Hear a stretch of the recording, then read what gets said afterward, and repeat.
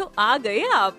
आ गए हो तो चैनल को सब्सक्राइब कर लेना, वीडियो अच्छी लगे तो लाइक और शेयर कर देना और हाँ, बेल आइकन जरूर दबा देना ताकि आपको नई वीडियोस की नोटिफिकेशन मिलती रहे।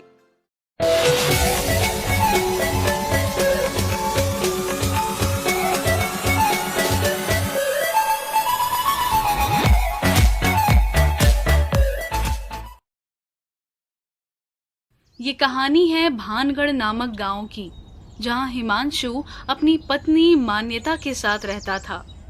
हिमांशु और मान्यता एक सुखी जीवन यापन कर रहे थे। हिमांशु एक बड़ी सी कंपनी में एम्प्लॉय था, जिसकी सैलरी भी ठीक ठाक थी, इसलिए दोनों को कोई दिक्कत नहीं थी। पर वो कहते हैं ना, खुशी और गम ज्यादा दिन तक नहीं रहते। ऐसे ही उन दोनों के साथ हुआ। अचानक ही भारत देश में कोरोना नाम की बीमारी आ गई। गवर्नमेंट ने इसको महामारी का नाम दे दिया, जिसमें लोग अपने ही घरों में कैद हो गए। जो पड़ोसी एक दूसरे का सुख दुख बांटते थे, वो ये भी पता नहीं कर रहे थे कि एक दूसरे के घर सब कुछ सही है भी या नहीं। खैर, पड़ोसी तो दूर, एक ही घर में एक ही छत के नीचे लोग एक दूसरे से बात नहीं कर पा रहे थे। ऐसा ही कुछ हुआ हिमांशु और मान्यता के साथ। पहले हिमांशु की नौकरी गई, फिर एक दिन अचानक ही उसकी बीवी मान्यता बीमार हो गई और बेहोश हो गई। तभी हिमांशु उसके लिए एम्बुलेंस के टोल फ्री नंबर पर कॉल करता है। हेलो भाई, मेरी बीवी बेहोश हो गई है, बहुत गंभीर हालत है, तुम जल्दी से भानगढ़ गांव के पोस्ट ऑफिस के पास आ जाओ। ठीक है साहब, पर पहले आपको कुछ पैसे ऑनलाइन ही ट्रांसफर करने होंगे, तभी एम्बुलेंस सेवा मिल सकेगी। ये क्या बोल रहे हो तुम? कोई जिंदगी और मौत से लड़ रहा है और तुम कैसी बातें कर रहे हो? जब आओगे तो पैसे तो दूंगा ही मैं। नहीं साहब, अगर बाद में आपने मना कर दिया तो हमारी बुकिंग खराब हो जाएगी और हमारा नुकसान होगा। क्या बुकिंग? मैं शादी ब्याह के लिए गाड़ी बुक नहीं कर रहा हूँ, एम्बुलेंस को बोल रहा हूँ, एम्बुलेंस को। साहब देखो, करना हो तो करो, वरना बहुत ग्राहक है हमारे पास।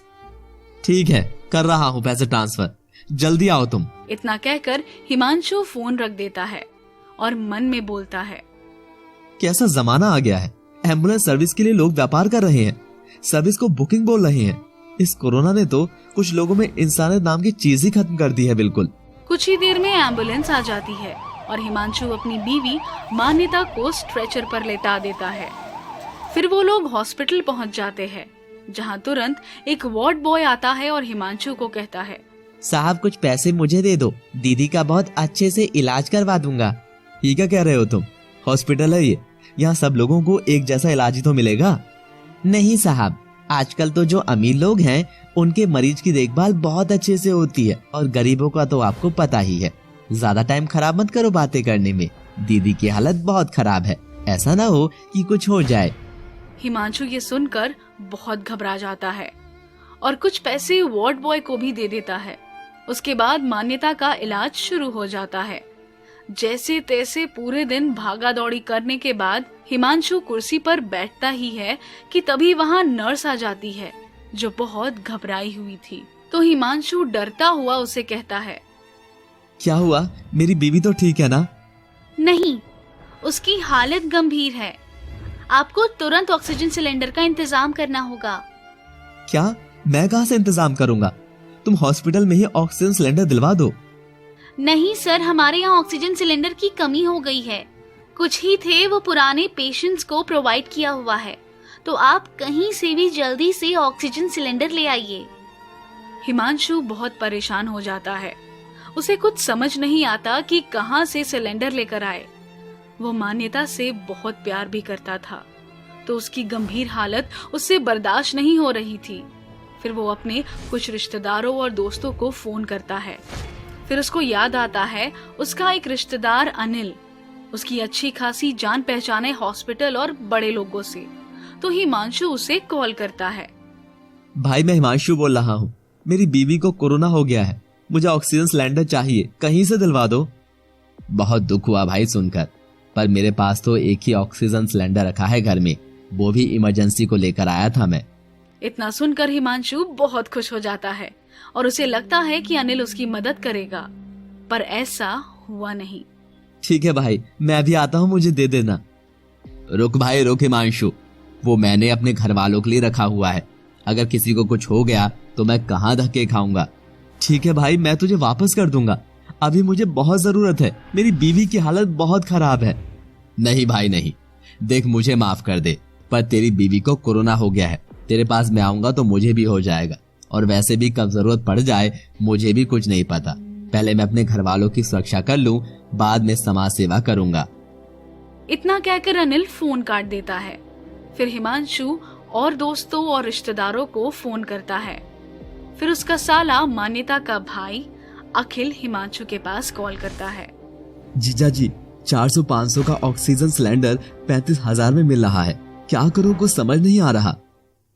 इससे पहले हिमांशु कुछ कहता, नर्स फिर से हिमांशु के पास आकर उसे कहती है, सर लाई नहीं आप ऑक्सीजन सिलेंडर, आपका पेशेंट बहुत गंभीर है। अगर जल्द से जल्द उन्हें ऑक्सीजन नहीं मिली तो शायद हम कुछ नहीं कर पाएंगे।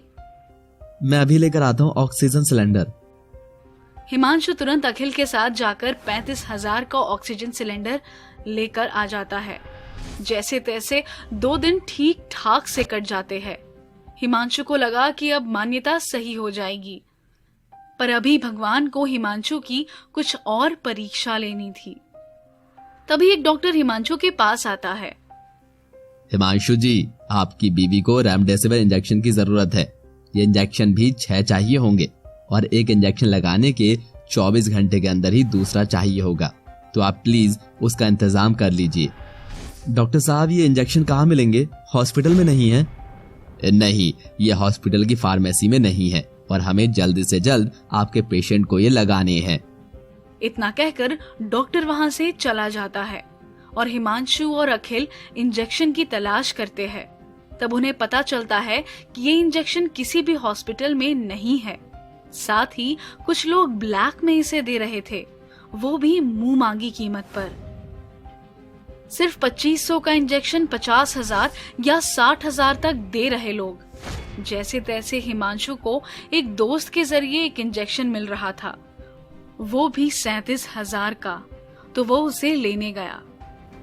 भाई, मेरे दोस्त ने बताया आपके पास इंजेक्शन है, मुझे दे दीजिए। इंजेक्शन? कैसा इंजेक्शन? नहीं भाई, मेरे पास कोई इंजेक्शन नहीं है। हिमांशु ये बात सुनकर हैरान हो जाता है और अपने दोस्त को फोन करता है। तभी उसका दोस्त उस लड़के को कॉल करता है, तो वो लड़का कहता है, भाई ये इंजेक्शन ऐसे ही अगर हम बिना जान पहचान के देंगे तो पुलिस हमें पकड़ लेगी, इसलिए थोड़ा ध्यान रखना पड़ता है। फिर हिमांशु का दोस्त उसे बता देता है और वो लड़का हिमांशु को इंजेक्शन देते हुए बोलता है, भाई ये इंजेक्शन 40,000 का दे रहे हैं हम, वो तो तुम्हारा दोस्त मेरे भाई जैसा है, इसीलिए तुम्हें सस्ते में दे रहा हूँ, वरना इसकी डिमांड बहुत है। ठीक है भाई, शुक्रिया आपका। हिमांशु ये सब देखकर हैरान था कि लोग जिंदगी का व्यापार कर रहे हैं, पर मजबूरी में उसे सब झेलना पड़ रहा था। अब उसकी जितनी भी सेविंग्स थी वो हॉस्पिटल, ऑक्सीजन सिलेंडर और एक इंजेक्शन में चली गई। अब हिमांशु को 5 और इंजेक्शन का इंतजाम करना था, जो कि 40,000 से कम कहीं भी नहीं मिल रहे थे। वो भी सिर्फ एक 40,000 का मतलब कि 2 लाख के इंजेक्शन। ये सब सोच सोच कर हिमांशु बहुत परेशान हो जाता है और अपने दोस्त और रिश्तेदारों के पास जाता है। कुछ लोग तो दरवाजा तक नहीं खोलते और कुछ दूर से ही मना कर देते हैं। अगर कोई बात करने को भी तैयार हो तो दूर से बात करते। फिर हिमांशु उनके सामने हाथ जोड़ता कि उसकी मदद करे, पर कोई भी मदद के लिए तैयार नहीं था। कुछ अमीर लोग मदद के नाम पर मोटी रकम मांग रहे थे, जो हिमांशु पर नहीं थी। फिर थक हार कर हिमांशु वापस हॉस्पिटल जाता है। तब उसे पता चलता है कि उसके साले अखिल ने अपनी एक किडनी बेच दी और उसी पैसों से अपनी बहन का इलाज करवाया।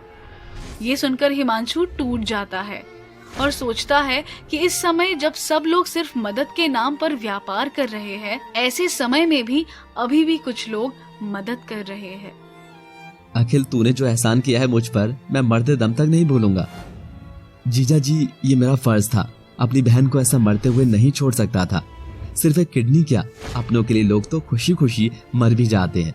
जब इस समय सब लोग व्यापार कर रहे हैं तो मैंने भी जिंदगी बचाने का सौदा कर लिया। दोस्तों, इस कहानी के माध्यम से हम बस ये कहना चाहते हैं कि व्यापार करना भी है तो जिंदगी का करें। किसी को मौत के मुंह में डालकर व्यापार करने का क्या फायदा। ऐसा ना हो कि आप भी एक दिन उसी जगह खड़े हो और कोई आपकी जिंदगी का व्यापार करे। इसीलिए एक दूसरे की मजबूरी को समझे और मदद करे। तो चैनल को सब्सक्राइब कर लेना, वीडियो अच्छी लगे तो लाइक और शेयर कर देना, और हाँ, बेल आइकन जरूर दबा देना ताकि आपको नई वीडियोस की नोटिफिकेशन मिलती रहे।